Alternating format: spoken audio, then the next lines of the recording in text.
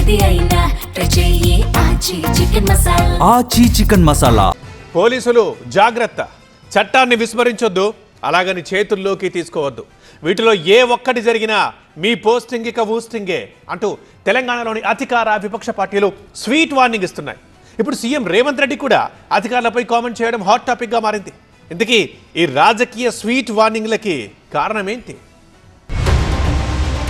Police officers retreat 2026 కార్యక్రమంలో CM Revanth కీలక వ్యాఖ్యలు చేశారు.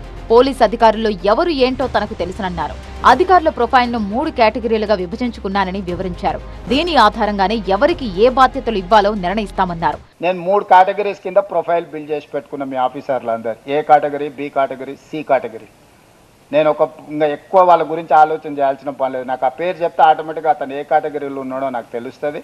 నేను ఎస్పీ వేయాలనుకున్నప్పుడు ఎవరిని వేయాలా, నెక్స్ట్ లెవెల్ ఆఫీస్ మేనేజ్మెంట్లో ఎవరిని వేయాలా, ఖాళీగా ఎవరిని కూర్చోబెట్టాలని 3 కేటగిరీస్ కింద నేను ఆల్రెడీ డిఫైన్ చేసి పెట్టుకున్నాను. పోలీసుల బదిలీలు, పోస్టింగ్ల విషయంలో పైరవీలు, రాజకీయ జోక్యం ఏమాత్రం లేదన్నారు సీఎం రేవంత్. పోలీసులందరి డేటా తన దగ్గర ఉందని సీఎం రేవంత్ అన్నారు.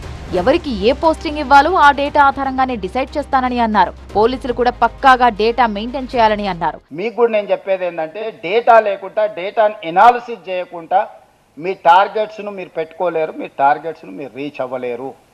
మీరు డిఫైన్ చేసుకోండి మీకు ఇచ్చిన జాబ్ని, మీ సమస్య ఏందో అర్థం చేసుకోండి.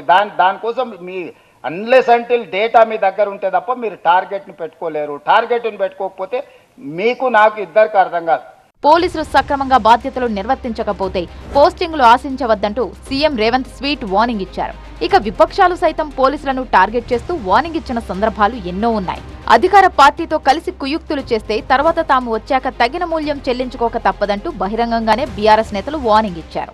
ఎవరిని వదిలిపెట్టే ప్రశ్నే లేదు. చట్టాన్ని అతిక్రమించినా, న్యాయబద్ధంగా వ్యవహరించకపోయినా, ఉద్దేశపూర్వకంగా తప్పుడు ప్రచారం చేసినా, తప్పుడు లీకులు ఇచ్చిన పోలీస్ అధికారులను వదిలిపెట్టే ప్రశ్నే లేదు. అంతకంతకు అనుభవిస్తారు. జాగ్రత్త, ఆలోచించుకోండి. రిటైర్ అయినాక మీకు ప్రభుత్వం, రేపు వచ్చే బీఆర్ఎస్ ప్రభుత్వం కూడా మీకు సహకరించదు. మొత్తంగా అన్ని రాజకీయ పార్టీలు పోలీసులే టార్గెట్ గా కామెంట్ చేయడం హాట్ టాపిక్ గా మారింది.